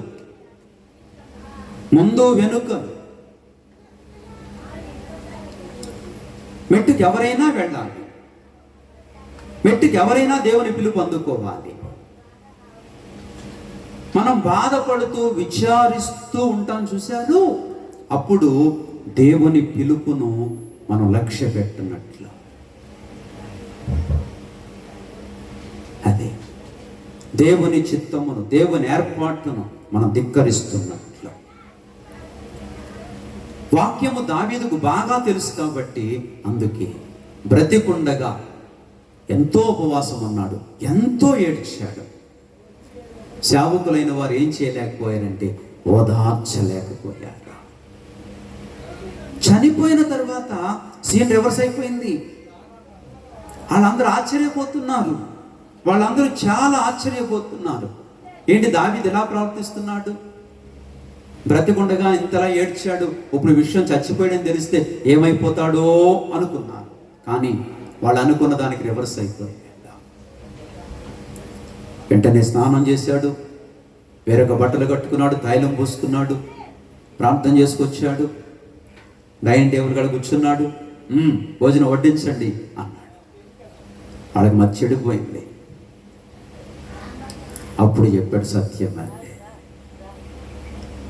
నేను అక్కడికి వెళ్ళాలి తప్ప వాడిని ఇక్కడికి నేను తీసుకొని రాలేను. చాలామంది చనిపోయిన వారి జ్ఞాపకాలలో జీవితాన్ని కొంగ చేసుకుంటూ ఉంటారు. అమ్మా అయ్యా ఎవరు అట్లా చేయడానికి వీలు లేదు. వారి పిలుపు అయ్యింది, వారు వెళ్ళారు. అది వారి పిలుపు అయ్యింది, వారు వెళ్ళారు. ఇక మనసు నిబ్బరం చేసుకుని, ధైర్యం చేసుకుని ముందున్న జీవితాన్ని ముందుకు నడిపించాలి. అది భూమి మీద కొన్ని బాధ్యతలు ఉంటాయి, అవన్నీ ముందుకు తీసుకుని వెళ్ళాలి. కనుక దేవుడు నిరీక్షణ లేని ఇతరుల వలె మీరు ఉండకుండానట్లు అన్నాడు. అంటే దావీదులో ఏం కనబడుతుందంటే అద్భుతమైన నిరీక్షణ కనబడుతుంది. అది కనుక ఆ మాట ఇక్కడ దావీదు తెలియజేస్తున్నాడు. కనుక రండి మొదటి దశలోనికి వస్తే 1-2 మాటలు చెప్పుకొని ముగించేస్తాను. నన్ను నాకు ఇన్ఫర్మేషన్ ఇవ్వండి, ముగించేయచ్చా ఏమిటి ఇక్కడ చెప్తూ దయచేసి చదవండి. 13 కానించి 4:13 మొదటి దశ. సహోదరులారా, నిరీక్షణ లేని ఇతరుల వలె మీరు దుఃఖపడకుండా నిమిత్తము నిద్రించుచున్న వారిని గూర్చి మీకు తెలియకుండా మాకు ఇష్టము లేదు. యేసు మృతి పొంది తిరిగి లేచెనని మనము నమ్మిన ఎడల అదే ప్రకారము యేసునందు నిద్రించిన వారిని దేవుడు ఆయనతో కూడా వెంట పెట్టుకొని వచ్చును. దేవునికి మహిమ కలుగును గాక. ఎంత అద్భుతమైన మాట. యేసు మృతి పొంది తిరిగి లేచెనని మనము నమ్మిన ఎడల. యేసు ప్రభు మృతి పొందాడు, సమాధి చేయబడ్డాడు, తిరిగి లేచాడు. ఇది జగమెరిగిన సత్యం, అందరికీ తెలుసు. మరణించిన యేసు తిరిగి లేచాడని జగమెరిగిన సత్యం. అందుకని ఇక్కడ ఈ మాట రాశాడు, యేసు మృతి పొంది తిరిగి లేచినని మనము నమ్మిన ఎడల అదే ప్రకారం, అదే ప్రకారం అంటే యేసు ప్రభు తిరిగి లేచాక తర్వాత అదే ప్రకారం మనం లెగుస్తాం యేసు ప్రభు రెండవ రాకడలా. ఇదే క్రైస్తవుని నిరీక్షణ. ఒరిజినల్కి జిరాక్స్కి మ్యాటర్ ఏమన్నా మారుతుందా? మ్యాటర్ ఏమన్నా మారుతుందా? ఒరిజినల్కి జిరాక్స్కి మనం ఇంటి పత్రాలు లేకపోతే డాక్యుమెంట్స్ తీస్తాం కదా, జిరాక్స్లో మ్యాటర్ మారిపోతే ఎలా ఉంటుంది? అసల్లో అమ్మాయికింత, అబ్బాయికింత, పెద్దోడికింత, చిన్నోడికింత రాశారు. తర్వాత జిరాక్స్ తీసి పెట్టుకుందాం అనుకుంటే అది రివర్స్ అయిపోయింది. ఇప్పుడు ఎలా ఉంటుంది? ఎప్పుడైనా రివర్స్ అవడం చూసారా? ఒరిజినల్లో ఏది ఉందో జిరాక్స్లో కూడా అదే ఉంటుంది. ఒరిజినల్లో పెద్దోడికి 4 ఎకరాలు రాశాడు అనుకోండి, జిరాక్స్లో కూడా అంతే ఉంటుంది. అది 10 ఎకరాలు అవ్వదు. అంటే అదే రీతిగా, అంటే దాని అర్థం ఏంటంటే యేసు ప్రభు ఎలా పునరుద్ధానుడయ్యాడో అదే రీతిగా మనం పునరుద్ధానులం అవుతాము. క్రైస్తవునికి ఎంత నిరీక్షణ ఇచ్చాడండి. అంటే యేసు ఒరిజినల్, మనం జిరాక్స్. మ్యాటర్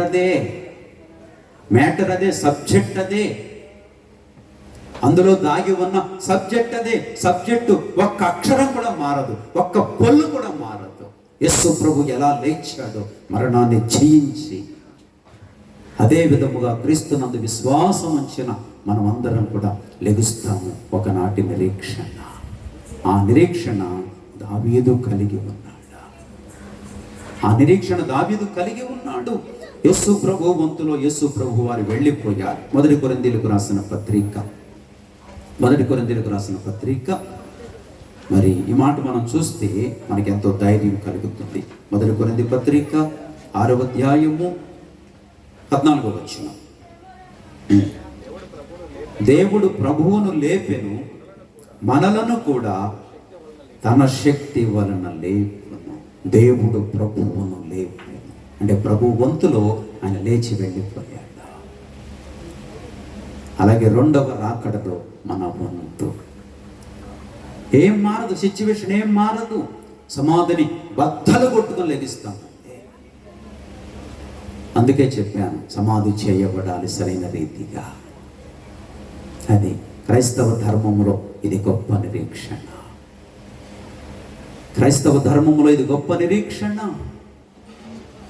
అది ఎందుకంటే ఈ నిరీక్షణ మనల్ని ఏమి చేయదు, సిగ్గుపరచదు. అందుకే భూమి మీద యేసుక్రీస్తు ప్రభు వారిని తేటగా తెలుసుకోవాలి. ఏమండి, క్రైస్తవ్యం అంటే లేదా యేసు ప్రభు నమ్ముకోవటం అంటే ఈ లోకంలో దేని కొరకు కాదు, ఆత్మకు రక్షణ. ఈవేళ క్రైస్తవుని అడిగారు అనుకోండి, చనిపోయిన తర్వాత నీ ఆత్మ ఎక్కడికి వెళుతుందంటే సరైన ఆన్సర్ వచ్చేస్తుంది. నా ఆత్మ మోక్షానికి వెళుతుంది, ఆన్సర్ వచ్చేస్తుంది. అదే లోకస్తులను అడగండి ఏం చెప్తారు? ఏం చెప్తారు? పాస్టర్ గారు మీరు ఇలా అడుగుతున్నారు కానీ చచ్చిపోయి ఆవిడ చూడొచ్చాడండి, మట్టిలో కలిసిపోతుంది, గాలిలో కలిసిపోతుంది అంటారు. అరే, ఇన్ని సంవత్సరాలు బ్రతికి ఇంత భక్తి చేసి ఇది గాలా, ఇది మట్టా? ఏమర్థమైంది భక్తి సాధనలో? నీలో ఉన్నది గాలి అనుకుంటున్నావా? నీలో ఉన్నది గాలి అనుకుంటే గీతాకారుడు ఆ మాట ఎందుకు చెప్పాలి?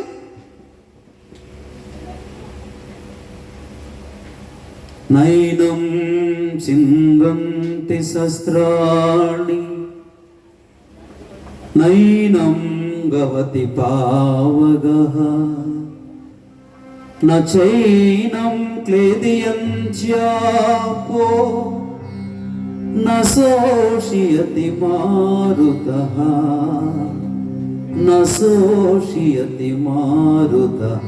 ఆ శ్లోకం బైబిల్లోది కాదు, గీతాకారుడు చెప్తున్నాడు చక్కగా. ఆత్మకు చావు లేదు, ఆత్మ నీటిలో కలిసిపోదు, ఆత్మ అగ్నిలో కాలిపోదు, ఆత్మ శస్త్రముతో చంపబడదు. అరే, చనిపోయిన తర్వాత ఏమవుతాము అంటే గాలి గాలి మట్టి మట్ట. అంటే నీకు అర్థం కాలేదు విషయం. అదే ఆత్మకు చావు లేదన్నమాట నీకు అర్థం కాలేదు. అది క్రైస్తవుని ప్రయాస ఏమిటంటే, క్రైస్తవుని యొక్క అసలైన ఆశ ఏంటంటే లోకములో ఏవో భోగభాగ్యాలు కలుగుతాయని కాదు. మేము ప్రభు నమ్ముకున్నాం. ప్రభు నమ్ముకున్న తర్వాత మేము ప్రభు నమ్ముకోగానే మేము ధనవంతులు అయిపోలా. మేము ఎన్నో బాధలు పడ్డాం, ఎన్నో వ్యాధి బాధలు అనుభవిస్తూనే ఉన్నాం. అయితే ఒక నిరీక్షణ ఉన్నది, ఆత్మకు రక్షణ ఉన్నది. ఎవరైనా లోకాన్ని విడిచిపెట్టాలి. ఎంత బ్రతికినా 100 ఏళ్ళు బ్రతుకుతాడా, లేకపోతే 110 ఏళ్ళు బ్రతుకుతాడా, లేదా 120 ఏళ్ళు బ్రతుకుతాడా? అంతా పొల్యూషన్ అయిపోయిందండి. ఏ ఒక్కరి మరణం చూసినా సంపూర్ణంగా లేదు. అయ్యో ఆయన చనిపోయారండి, వయసు ఎంత ఉంటుంది? ఒక 50 లోపు ఉంటాయండి. అరే ఆమె చనిపోయారండి, వయసు ఎంత ఉంటుంది? ఒక 60 ఉంటాయండి. అంతే తప్ప ఎవరు సెంచరీ దాటిన వాళ్ళు ఎవరు లేరు. 100 ఏళ్ళకి ఎవరు రావట్లేదు. ఎందుకంటే తాగే నీళ్లు పొల్యూషన్, పీల్చే గాలి పొల్యూట్ అయిపోయింది, తినే ఆహారం పొల్యూట్ అయిపోయింది. బ్రతకాలని నీకు ఆశ ఉన్నా, ఎన్నో జాగ్రత్తలు తీసుకున్నా కానీ బ్రతకలేకపోతున్నా. వీళ్ళ వరి ఎన్ని పురుగులు మందులు, వీళ్ళు త్రాగే నీళ్లు ఎన్ని కలుషితమైపోయి వస్తున్నాయి. ఎక్కడుంది ఆరోగ్యం? ఎంతటి గొప్పవాడైనా లోకాన్ని విడిచిపెట్టాలి ఒకనాటికి. అయితే క్రైస్తవునికి అద్భుత నిరీక్షణ ఉంది. అందుకే ప్రభువుని నమ్ముకోవాలి, అందుకే ప్రభువుని విశ్వసించాలి, అందుకే ప్రభువునందు విశ్వాసం ఉంచాలని ఈ మాటలు మీకు తెలియజేస్తున్నాం. కనుక ఈ మధ్యాహ్న కాలం ఎవరైనా ఈ తల్లి పెద్దలక్ష్మి గారి కూడికి వచ్చిన వారిలో ఎవరైనా మారు మనసు లేకపోతే, రక్షణ లేకపోతే దయచేసి ఆ ప్రేమ కలిగిన ప్రభువుని అర్థం చేసుకోవాలని మనవి చేస్తూ, రక్షణ పొందడానికి ఇదే మిక్కిలి అనుకూల సమయం, ఇదే రక్షణ దినమని ఎరిగి మీరు రక్షణ పొందాలని ప్రభు పేరట మనం చేస్తున్నాం. అంతేగాని మీరు రక్షణ పొందితే మాకేదో ఇచ్చేస్తారని కాదు, ఏదో ఆశించి మేము ఈ సువార్త చేయటం లేదు. ఆత్మకు నిత్య మోక్షం కలిగించాలని, ఆత్మకు విశ్రాంతి కలిగించాలని ఈ మాటను మీకు తెలియజేస్తున్నాం. గనుక సహోదరులారా, నిరీక్షణ లేని ఇతరుల వలె మనం దుఃఖపడకుండా నిమిత్తము ఈ మాటలు చెప్తున్నానని చెప్తూ, కనుక ఇక్కడ ఒక మాట చెప్పి ప్రభు అంటాడు, 18వ వచనం చదివేయండి. కాబట్టి మీరు ఈ మాటల చేత ఒకరినొకడు ఆదరించుకొనుడి. అందుకే ఈ మాటలు చెప్పడం కారణమైంది. ఈ కుటుంబానికి ఆదరణ కలగాలని, కూడి వచ్చిన మనందరికీ ఆదరణ, రక్షణ కలగాలని ఈ మాటలు జ్ఞాపకం చేయటం సరే. అందుకే మరి మాటలు జ్ఞాపకం చేస్తున్నాం. కనుక ఈ మాటలను బట్టి, ఏ మాటలను బట్టి అంటే తల్లి పెద్దలక్ష్మి గారిని దేవుడు ఒకనాడు లేపుతాడని, ఆమె సమాధిలో ఉండిపోరని దేవుడు మాట్లాడుతూ వస్తున్నాడు. కనుక ఈ మాటల ద్వారా కుటుంబము ఆదరణ పొందాలి. కూడి వచ్చిన సంఘ పరిశుద్ధులుగా, రక్త సంబంధులుగా అందరూ ఆదరణ పొందుకోవాలని ఈ మాటలు తెలియజేస్తూ ఈ నా మాటలు ముగిస్తున్నాను. ప్రార్థన చేసుకుందాం. అయా సాక్ష్యం ఏమైనా ఉంటే సిద్ధంగా అవ్వండి. రాంబాబు గారు, అమ్మ మాధవి, సాక్ష్యం ఏమైనా ఉంటే సిద్ధపడండి. నేను ఆశీర్వాదం ఇస్తాను. ప్రార్థన చేస్తాం. చిన్న ప్రార్థన చేసుకుందాం. ఈ సమయంలో చిన్న ప్రార్థన చేసుకుందాం. ప్రేమ కలిగిన తండ్రి, మహాపరిశుద్ధుడా, నీకు వందనాలు. ఇంతవరకు తోడై ఉన్నారు. కొన్ని మాటలు వినగలగడానికి కృపనిచ్చారు. ఈ కూడికను ఇంత మహిమకరంగా జరిగించుతూ వచ్చినందుకు స్తోత్రాలు చెల్లిస్తూ, కూడి వచ్చిన మా ప్రియులందరినీ, కుటుంబాన్ని జ్ఞాపకం చేసుకోమని ప్రార్థిస్తూ వందనాలు, స్తోత్రాలు చెల్లించుకుంటూ, మరి కొంత సాక్ష్యం ఉంటే కనుక ప్రియులను బలపరచండి. కూడి వచ్చిన మమ్మల్ని అందరినీ మీకు అప్పగిస్తూ, వచ్చిన వారు ఎవరైతే మార్పు లేదో, గ్రహింపు లేదో మిమ్మల్ని అంగీకరించడానికి సహాయపడుతున్నామని కోరుతూ యేసు ప్రభు పేరట అడిగి వేడుతున్నాము తండ్రి. ఆమేన్. ఆమేన్. ఎవరు లేరేంటి ఇక్కడ? వెంకటేశ్వర గారు అందరూ వచ్చి భోజనం చేశారండి. అంతేనా? డైరెక్ట్ కొట్టే తిట్టే పెట్టి. ఓకే, మంచిదండి.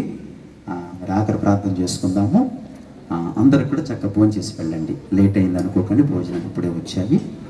ఇందాకే ముగించాలి, అయితే నేను భోజనాల కొరకే కొంచెం లేట్ చేయడం జరిగింది. ప్రార్థన చేసుకుందాం, చివరి ప్రార్థన చేసుకుని చక్కగా భోజనం చేసి వెళ్దాం. ఓకేనా? ప్రార్థన చేసుకుందాం. ప్రేమ కలిగిన తండ్రి, మహాపరిశుద్ధుడాన్ని వందనాలు. ఇంతవరకు తోడై ఉన్నారు, చక్కని మాటలు మాకు తెలియజేస్తూ వచ్చారు. ఆ గొప్ప మాటల కొరకు హృదయపూర్వక వందనాలు, స్తోత్రాలు, కృతజ్ఞతాస్తుతులు చెల్లించుకుంటూ ఈ సమయమందు కూడి వచ్చిన బంధువర్గం అంతటిని బట్టి మీకు వందనాలు. కుటుంబ రక్త సంబంధులందరిని బట్టి మీకు స్తోత్రాలు. ఇక్కడ అమ్మమ్మలున్నారు, పిన్నులున్నారు, మావయ్యలున్నారు, అలాగే సంఘ పరిశుద్ధులున్నారు. అందరి కొరకు స్తోత్రాలు చెల్లించుకుంటూ ఈ సమయంలో మా ప్రియ సహోదరి ఆయన పక్కపాటి పెద్దలక్ష్మి గారి యొక్క మరి ఆదరణ కూడిక బిడ్డలందరినీ జ్ఞాపకం చేసుకోమని, ముఖ్యంగా రాంబాబు గారిని జ్ఞాపకం చేసుకోమని, అదే రీతిగా వారి 3 కుమార్తెలు, అల్లుండ్రు, మనవలు, మనవరాండ్రును జ్ఞాపకం చేసుకుని ఆదరించమని ప్రార్థిస్తూ, పెద్దలక్ష్మి గారి యొక్క తల్లి గారిని బట్టి, అలాగే సహోదరులను బట్టి ప్రార్థిస్తున్నాం. వారి సోదరులు శ్రీను గారు కుటుంబాన్ని బట్టి ప్రార్థిస్తున్నాం. అందరికీ ఆదరణ, గొప్ప ధైర్యాన్ని ఇచ్చి సహాయపడమని ప్రార్థిస్తూ, అలాగే కూడి వచ్చిన సంఘ పరిశుద్ధులు, అలాగే ఆ ప్రాంతాల నుంచి కొద్దిమందిగా రాగలిగాము, అందరినీ జ్ఞాపకం చేసుకోమని ప్రార్థిస్తూ, అలాగే జరుగుతున్న భోజనం ఏర్పాటు అంతట్లో కృపనిచ్చి సమృద్ధినిచ్చి దయపాలించమని కోరుతూ, మనవులన్నీ మీకే చెల్లిస్తూ, అలాగే ఇంత ఎండలో కూడా మరి ఓపికగా కూర్చున్నారు. అందరినీ బట్టి స్తోత్రాలు చెల్లించుకుంటూ, చిన్నమేరు నుంచి కొద్దిమందిగా రాగలిగాం, వేమూరు నుంచి కొద్దిమంది రాగలిగాం, అయినా మరి గౌరపేట నుంచి కూడా కొద్దిమంది రాగలిగారు. అందుకొరకు స్తోత్రాలు చెల్లిస్తూ, అన్ని విషయాలు నీ కృప కోరుతూ, చక్కగా కూడిక జరిగించినందుకు వందనాలు, స్తోత్రాలు చెల్లిస్తూ, మహిమ చెల్లిస్తూ మీ చేతులకు అప్పగిస్తూ, అలాగే ఇక్కడున్న మా ప్రియులందరినీ మీకు అప్పగిస్తూ, ఒకవేళ ఎవరైనా బలహీనతల్లో, అనారోగ్యాల్లో, ఆర్థిక పరిస్థితుల్లో ఆదరణ లేక ఎవరైతే ఉన్నారో కుటుంబాలకు ఆదరణ, ధైర్యం ఇచ్చి సహాయపడమని కోరుతూ, ప్రార్థిస్తూ, మహిమ ఆరోపిస్తూ మీకే సమర్పించుకుంటూ యేసు పుణ్యనామములో ప్రార్థించి అడిగి వేడుకుంటున్నాము తండ్రి, ఆమేన్.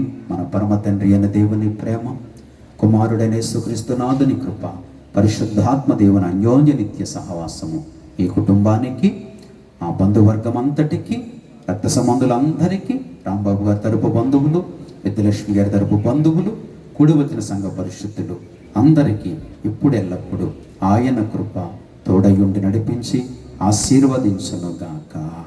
ఆమేన్, ఆమేన్. అందరికి వందనాలండి. చక్కగా భోజనం చేసి వెళ్ళండి అందరూ కూడా.